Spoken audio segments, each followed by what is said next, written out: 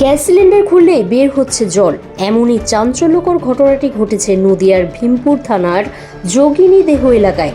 স্থানীয় গ্যাস গ্রাহকের অভিযোগ, তিনি কৃষ্ণগঞ্জ ইন্ডিয়ান গ্যাস অফিসে গ্যাস বুক করেন। আজ সকালবেলায় ইন্ডিয়ান গ্যাস অফিস থেকে ডেলিভারি ম্যান ভীমপুরে তরুণ চক্রবর্তীর বাড়িতে গ্যাস দিয়ে আসে। পরে দেখা যায় তার বাড়ির গ্যাস জ্বলছে না।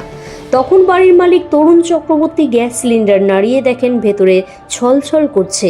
এরপরেই মুখে পেরেক দিতেই বেরিয়ে আসে হরহর করে জল। স্থানীয় বাসিন্দারা এই দৃশ্য দেখে হতবাক। তরুণবাবুর সাথে সাথেই ইন্ডিয়ান ডেলিভারি ম্যানকে ফোন করেন।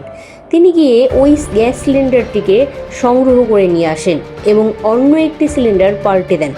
ইন্ডিয়ান অয়েলের গ্যাসের কর্মীকে এই ব্যাপারে জিজ্ঞাসা করলে তিনি বলেন, সিল করা সিলিন্ডার কিভাবে জল আমরা বলতে পারবো না।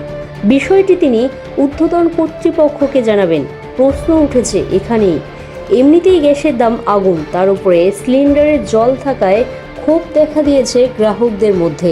ইন্ডিয়ান গ্যাসের কাস্টমার, আজকে 15 বছর ধরে কাস্টমার গ্যাস নিই। তো আজকে সকালে যখন গ্যাস সিলিন্ডার খোলা হয়, সিল খোলা হয়, তারপরে 1-2 মিনিট জ্বলার পরেই আর জ্বলে না। তারপরে গ্যাস সিলিন্ডার নাড়ানো হয়, মনে হচ্ছে যেন ভেতরে জল আছে।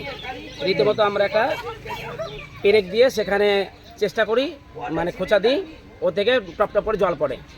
সেই 54 সেকেন্ড এবং 28 সেকেন্ডের দুটো ভিডিও আমি করেছি। কতটা জল পড়েছে তাও? প্রায় 750 মতো, 1 কেজির কাছাকাছি জল পড়েছে। এটা তো আমাদের কোনো ইয়ে না, ওপর থেকে আসছে, আমরা ডেলিভারি, আমরা বাড়ি বাড়ি ডেলিভারি। এবার কোনো বাড়ি ইয়ে হয় আমরা সরাসরি অফিসকে জানি, অফিসে চলে। কতদিন ধরে ডেলিভারি দিচ্ছেন আপনি? আমি আজকে এখানে মোটামুটি এই লাইনে আছি আজ 10 বছর। এর আগেও এরকম জল হ্যাঁ, কৃষ্ণনগর থেকে যখন আমি করেছি তখনও হয়েছে। কৃষ্ণনগর উজ্জ্বল বিশ্বাসের ওখান থেকেও জল এসেছে।